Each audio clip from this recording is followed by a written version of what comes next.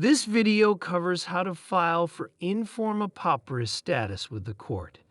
Informa Pauperis, or IFP, is a legal process that allows individuals with limited financial resources to proceed with a legal case without having to pay the usual court fees and costs associated with the court process in advance.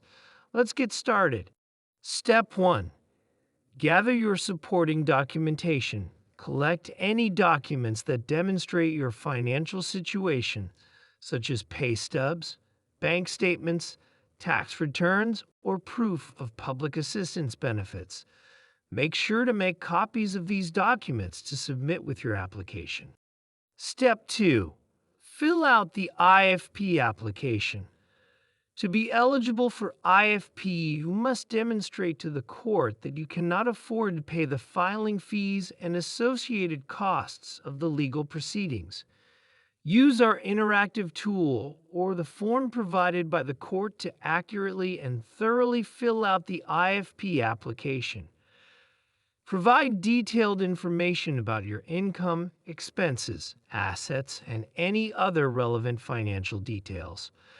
Follow any specific instructions or guidelines mentioned on the form. Step 3. Find a witness who can provide an affidavit.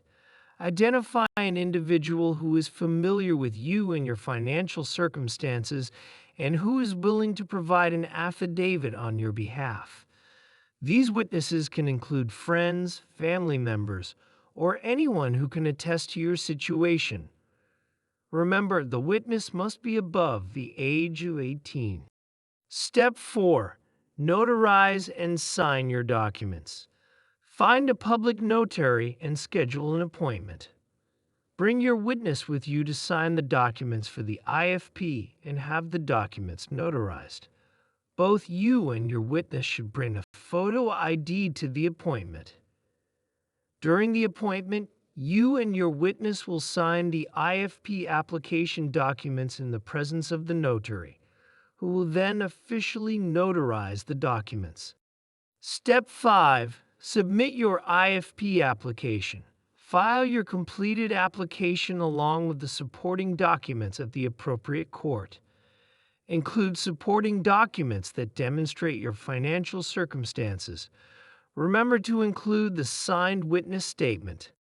After you file your IFP application, the court will review it to determine whether you meet the eligibility criteria and determine if you qualify for IFP based on your poverty and lack of means. If your application is approved, you will get a notice from the court, often called an order granting Informa Pauperis status. If your IFP application is granted, you can proceed with your legal case without paying the usual legal fees in advance. Congratulations, you've completed the process for filing Informa Pauperis. Remember, this process helps you to delay your initial court filing fees from the court. If you have any questions or concerns, don't hesitate to contact the court or seek legal advice.